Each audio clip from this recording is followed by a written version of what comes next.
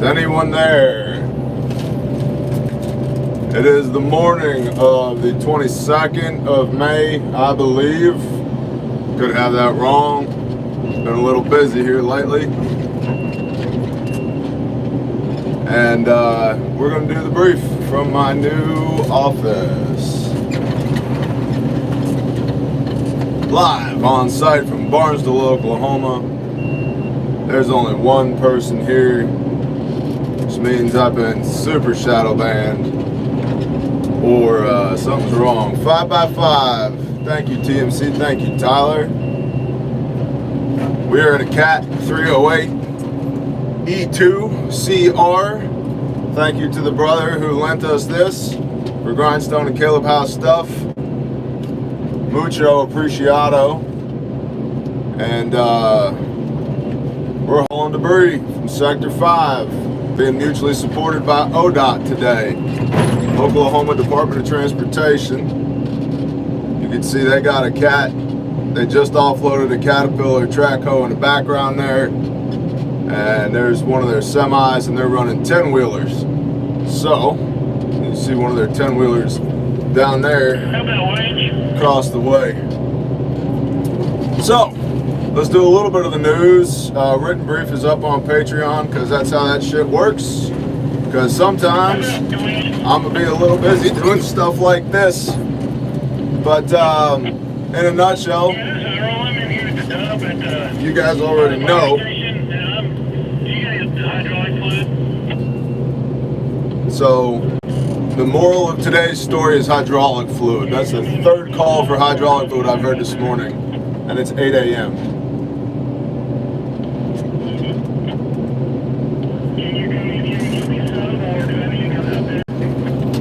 Yo, Waffles, after you make that pick, let me drop some more there so we're not in each other's way.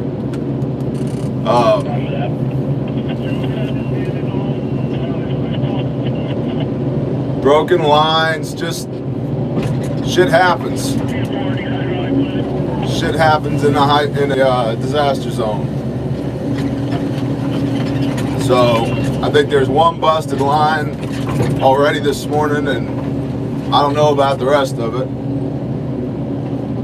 But no matter, we got a guy here, call sign Wrenches, for all the good reasons, who's been very busy this morning.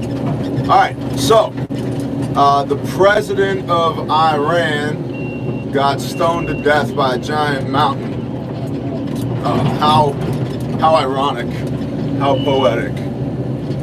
And his helicopter went down, it was bad weather, blah, blah, blah. There's a lot of conversation around that of like, why would the president be flying by himself in a helicopter? Where were the escort helicopters? Here comes ODOT truck number 3. No, that's number 4 for the morning. Yeah, it should be load 4, getting loaded. So where were the rest of the helicopters? Well, depending on which news source you look at, they got separated. They didn't get separated. There was a deviation from the flight plan, blah, blah, blah, blah, blah. And then apparently Pakistan had to provide search and rescue assets in order to locate the helicopters. So the Iranians are a little upset about that. You know, gotta save face, the whole machismo thing. It's bad PR. But there's some speculation about whether or not Israel was involved in the downing of that helicopter. And for everybody who's on Patreon, you should be subscribed to Pastor Joe Fox of Viking Preparedness, because he did a pretty good piece on that, I don't know, yesterday or the day before. But basically he was saying, and I concur, concur is the astute word for I agree, that Israel doesn't have much to gain from knocking off the president of Iran, because they don't know who he's going to be replaced by, and the guy he's going to be replaced by could be far worse than the guy that they had. So, but it is a little fishy. I'm just saying. There's assassination attempt on one guy, and then another guy's helicopter goes down. It's almost like the New World Order has a problem with certain people and is making a habit out of deleting them, I think is how you say it on YouTube. Oh, that's a big pick. There we go. There's Waffles right there. And the Kubota SVL 75, stacking it up. He's stacking the stuff that I'm moving within 15 foot of the edge of the road, so the DOT can legally grab it and put it into their trucks. And for liability reasons, DOT loads their own trucks, which I'm fine with. We're just forwarding this crap out to the road for them so they can get a hold of it and haul it off. There's another 10-wheeler going by in the background. He's loaded though. He's got his tarp down. So I believe we're on load numero 40 from where we're currently sitting, which we're affectionately calling Site 3 here at Sector 5. I'm sorry for the shaky bounce. It's what I got. Let's see what else is happening in the world. I don't know if you guys and girls heard, but apparently Joe Biden is running for Congress in the state of Pennsylvania, according to one of his more recent gaffes at a speech. And so that's fun. That guy's a moron. Oh, did you see the FBI was authorized to use deadly force on the raid of Mar-a-Lago? Did you guys see that? That's super interesting.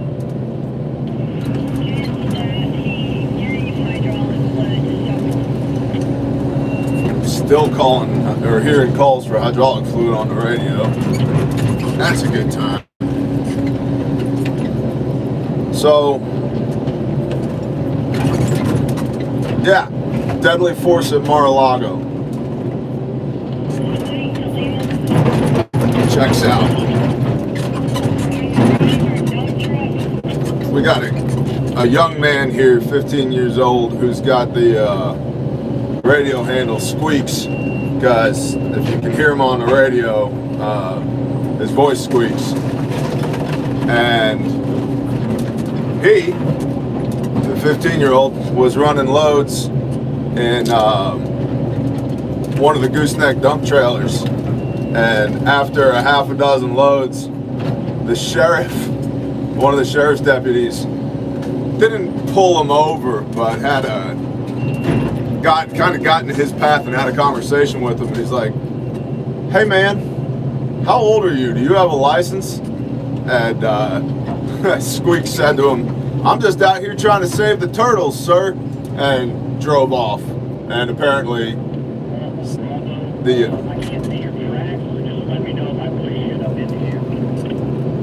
yeah, you're there, bro. You're all the way there. But apparently the sheriff had a good laugh at that, and because of the rapport that we built, it wasn't a deal breaker with the sheriff. The sheriff was just like, "Hey, I know it's a disaster zone, but maybe let's everybody do each other a favor and don't let the 15-year-old kid run any more loads in the dump trailer." It's like, all right. He's a farm boy. He knows how to do it. There's a ton of radio chatter right now because it's, you know, we're an hour and a half into the workday and people haven't really found their groove yet. So there's a lot of crosstalk on the radio that's slightly distracting me. And as far as like brief is concerned, that's probably about all I got. Like I said, the written brief is on the it's on Patreon, and you guys can check that out if you're on there. What do we got here? We got a refrigerator. Look at that. You want to make me an offer on that fridge? Kaboom.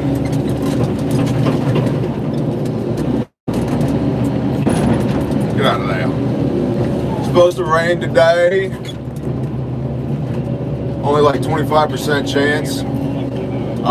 There were some gigantic storms last night. Apparently Greenfield, Iowa, per Ryan Hall, worst storm he's ever seen on radar, with ground wind speeds clocked at over 200 miles per hour. And so yesterday I got on the phone with the sheriff of Adair County, Iowa, which is where Greenfield is apparently. Talked to them on the phone. I said, hey, I'm the president of Grindstone. Y'all need help. To which they responded, we're good for right now. Get a hold of us tomorrow and we'll chat. And I was like, okay, roger that. And we were using the chat function on Patreon. Shout out to Rally. One of the patrons was nearest to the area and went over there and started recon for Grindstone so that we could get a better idea of what's happening on the ground. And that's super cool. Like, that's another thing that's pretty valuable with the whole Patreon platform. Hey, Bravo Waffles. Can you back up a little bit so I can reposition this hoe, please? Alright guys, we gotta go for a little walk. See this bare spot right here? That's where we're gonna go. But we gotta hop a curb, so it might be a little bouncy.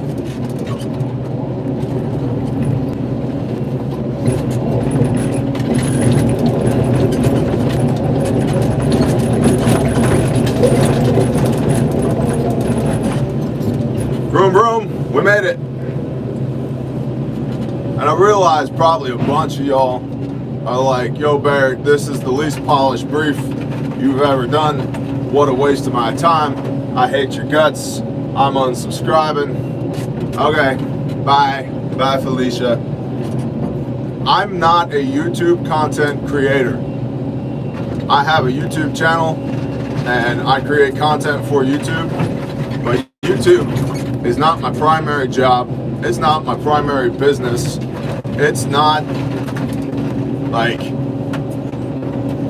I'll be honest, if YouTube had not allowed me to interact with so many awesome people in the Bear Nation and to read the word with y'all and to staff Grindstone deployments and to fund Caleb House, my ass would be all the way off of YouTube, like all the way off of YouTube. And I think there's a lot of people that are content creators that take themselves way too seriously, and because their entire existence is predicated on clicks and views, they end up saying a bunch of salacious, dumb shit in order to get people spun up because they need the views, because the views equate to watch hours, which equate to dollars on the YouTube platform. And I'm not that. I don't care. And so if you got a problem with me donating my time to people who have had their lives destroyed by a tornado and not telling you all the shit that you can OSINT yourself off of the internet, this is probably not the channel for you anyway, homie, because the whole point of this channel is to do shit that matters. To do verb shit that matters.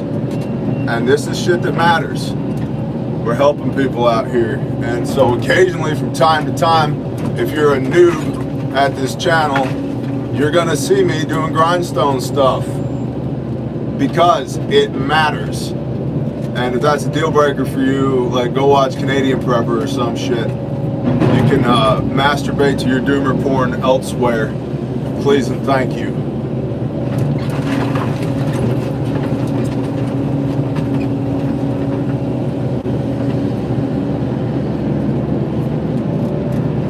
Let's see, what else? Refuge. The field medic is back in stock. Repeat, the field medic is back in stock. If you would like to be able to wear a hospital on your back in uncertain times, whether that's the end of the world as we know it, or a tornado, or search and rescue, or flooding, or whatever. Maybe you just live rurally and you need more capability than a box of Band-Aids because EMS is 93 minutes away.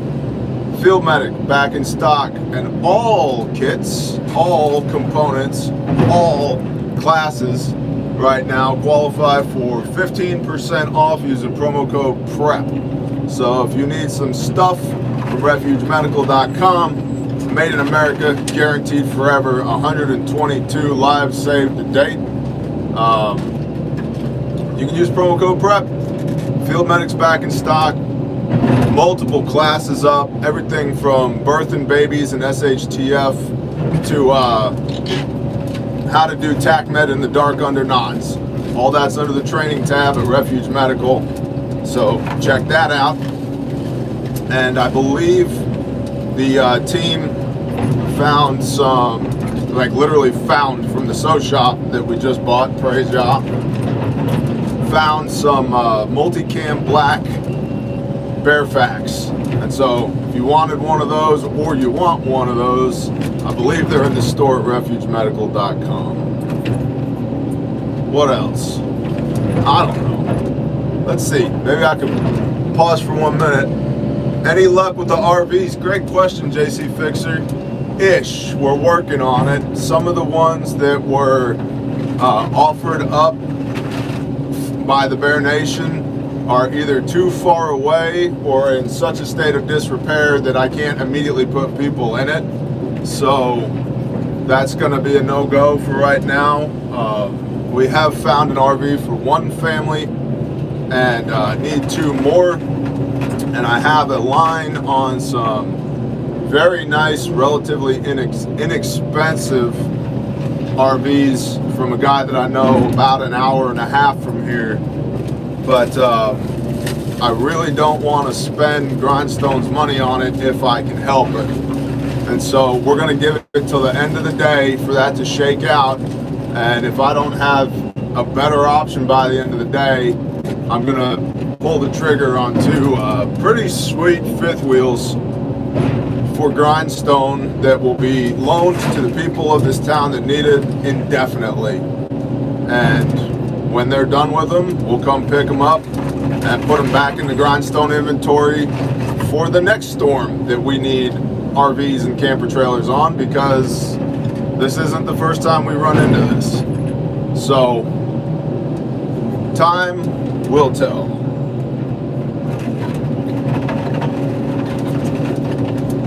That's a pretty good pick right there. That used to be a wall. There's the rental truck right there. You can see that's not my 1-ton. My 1-ton still is having transmission problems.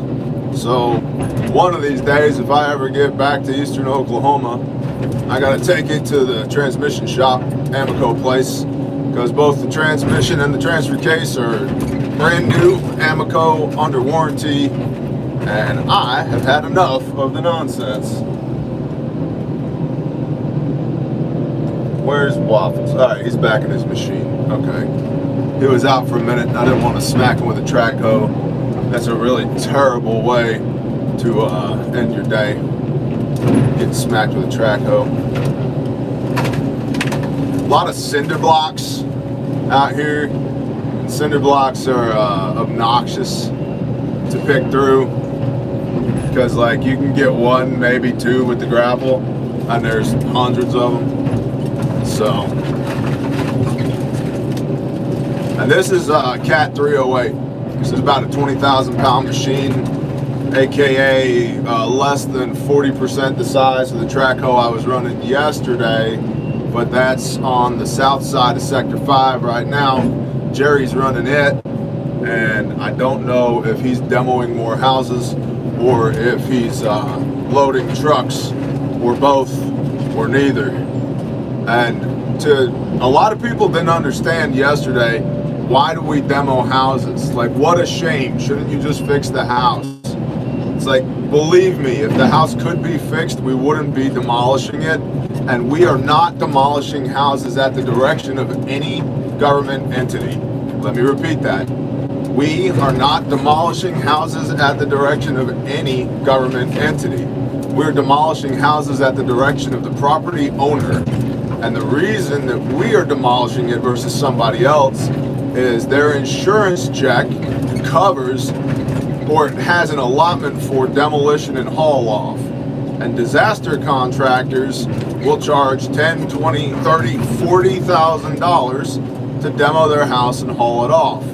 And depending on the house, that's a 1 hour to half day job for $10, $20, $30,000. And so we demo the house for the homeowner so that they can keep that $10, $20, $30,000, $40,000 towards a new house.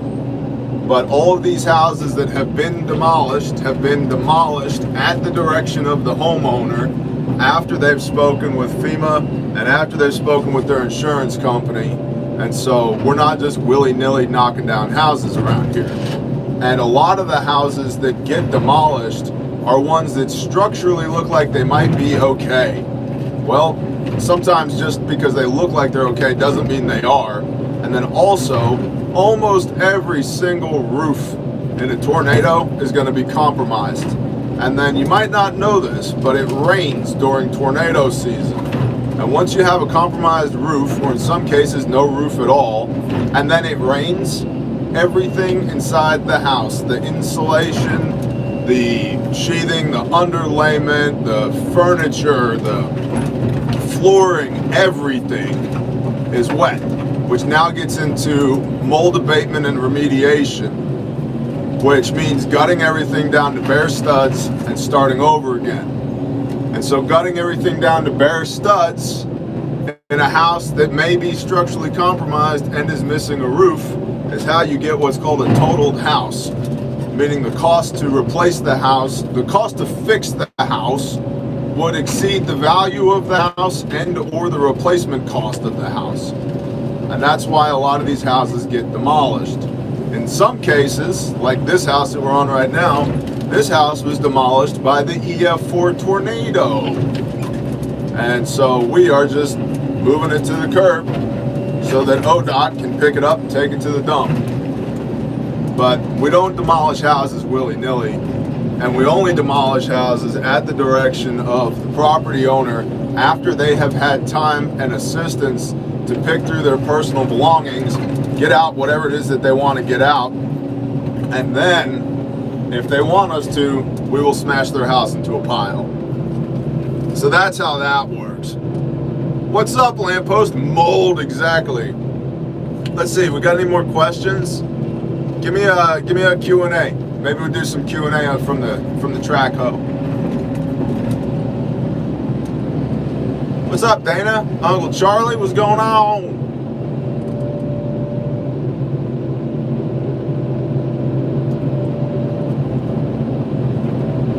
We have no questions.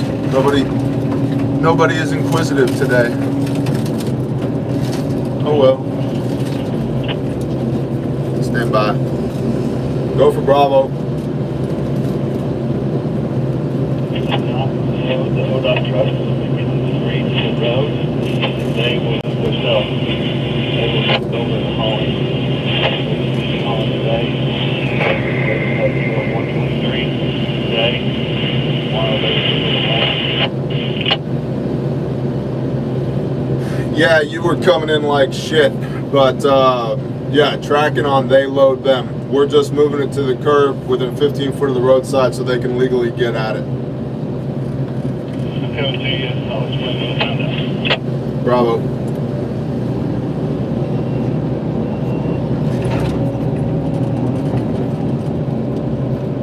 How much for the fifth wheels? What's up, Mark Chase? The 2 fifth wheels and a bumper pole, which gets us the 3 trailers we need. We got, we're looking at a package deal on a $55,000. And that's a very reasonable price for the fifth wheels we're talking about here. They're nice. They're like really nice. But I'm hesitant to just willy-nilly pull the trigger on 55K.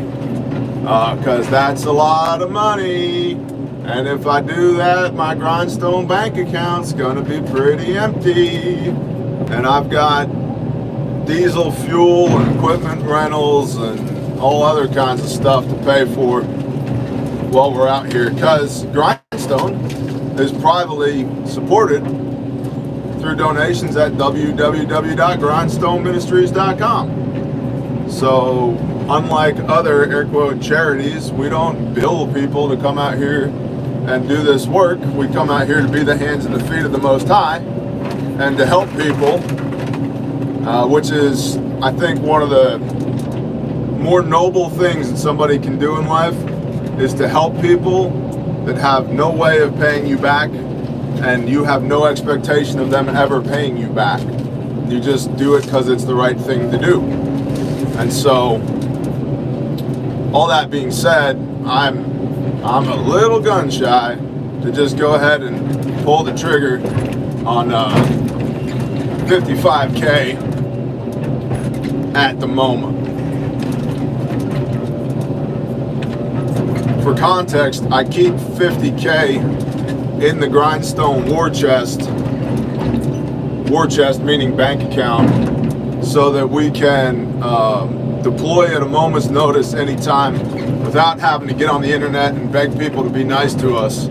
And so 55K for 3 trailers, nice trailers, it's a deal, but 55K is more than the war chest that we keep set aside to be able to deploy. So thus the hesitancy.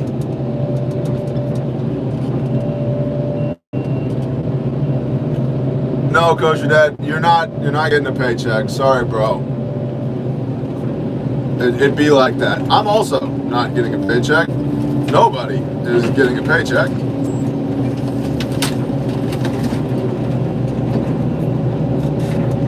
Because that's how we do things.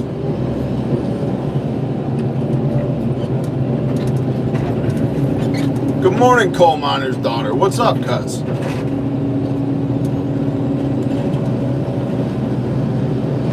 Hendrickson Homestead. No, they're not to house Grindstone. They're for tornado victims. There's one single mom's got 3 kids who is currently living on the couch. The 4 of them are living on the couch of a friend's house. And then there's a mom, dad, 2 kids that are currently living somewhere. Oh my gosh, Squeaks. I got a service for serving the porta potties to clean them out, ready to come down and to clean them all up.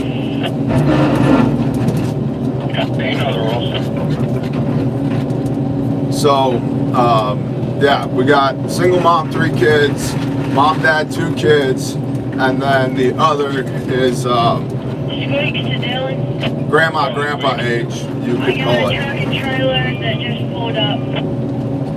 Send them, Squeaks. Copy. You guys need a gently used refrigerator? It's in pretty good condition. I think that shit'll buff out. So, anyway, no, they're not for Grindstone personnel. Grindstone personnel, we are fobbed up at the wrestling gym. There's a piece of concrete. I feel like I might want that for something. We might find where that came from. I mean, here's a gently used trailer right here. The front third of it's missing, but I'm sure with a little bit of duct tape and poncho, we could probably make it pretty nice again. I mean, it looks all right, you know? Not too bad.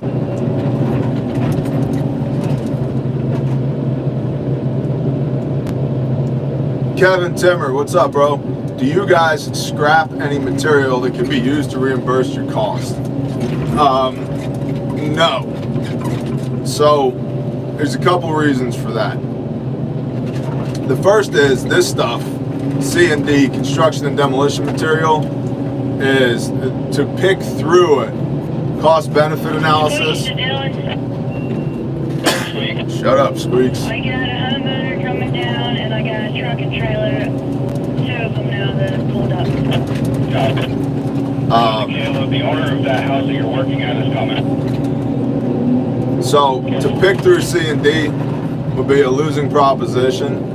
Vegetative, aka stuff that used to be trees, I want to get, for Grindstone sustainability, a firewood processor, a log truck, and a bandsaw mill, because the vegetative debris, one of two things happens to it. It either gets burned or it gets thrown through a tub grinder and mulched. And a lot of good timber comes out of places like this, and it's a waste to just burn it, because timber, A, is something that I know, B, is one of the most highest potential value-added commodity on planet Earth. Like firewood, wood chips, boards, beams, dimensional lumber, live edge siding. It's all kinds of stuff you can do with trees. And rather than burn them, I'd like to be able to process them. But you're talking, if we go used equipment, used good equipment, couple $100,000 for a firewood processor, triaxle log truck, and a bandsaw mill. I'd say probably anywhere between $150 and $250. I just saw a pipe wrench. If I see it again, I'll try and pick it out. And y'all, I don't have $150,000 to $250,000 to dedicate to Grindstone sustainability right now. So, because if I did have that, I wouldn't be trying to figure out whether or not to buy these trailers. I'd be buying these trailers.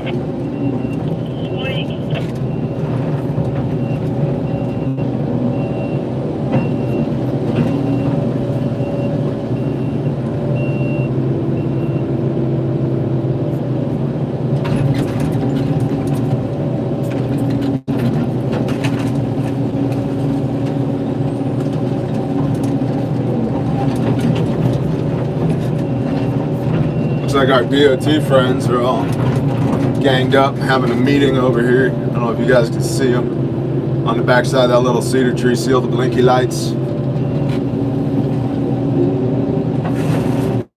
Yay, government. We're also not overwhelmingly far from Tulsa, and you know, the higher the population density, the more government you get, typically. These guys are all state workers. Oh, and I see one of my guys has showed up to talk to me, which means I'm gonna have to let y'all go. I appreciate y'all. I love y'all. Have a great day. Do the things, please, and remember Refuge Medical, Grindstone Ministries, Caleb House. Appreciate you guys tuning in. Share the show.